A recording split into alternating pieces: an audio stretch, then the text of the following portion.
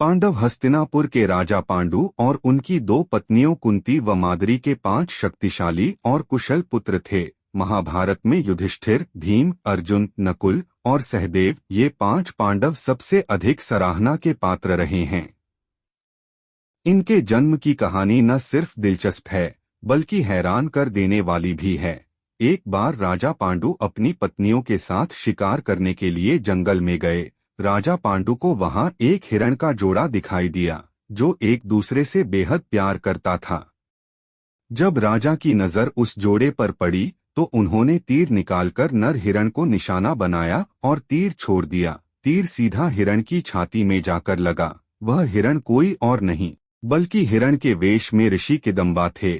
उन्होंने पांडु को श्राप दिया कि वह जब भी किसी महिला के करीब जाएंगे तभी उनकी मृत्यु हो जाएगी। पांडु ने ऋषि किदंबा से क्षमा मांगी लेकिन तब तक वो मर चुके थे। श्राप के कारण पांडु ने राज्य त्याग दिया और अपन पत्नियों से निवेदन किया कि वो वापस राज्य लौट जाएं, लेकिन उन्होंने मना कर दिया। कुंती और माद्री जंगल में राजा पांडु के साथ ही रहने लगीं। उस समय उनकी कोई संतान नहीं थी।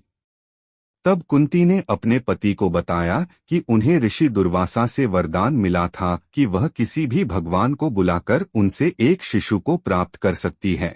दुर्वासा द्वारा कुंती को दिए गए मंत्रों के उपयोग के माध्यम से उसने यम यानी धर्म के देवता का आह्वान किया, जिससे उन्होंने युधिष्ठिर को जन्म दिया।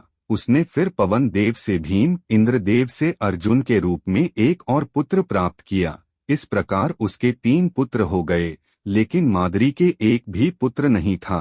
तब कुंती ने माद्री को भी मंत्र विद्या सिखाई।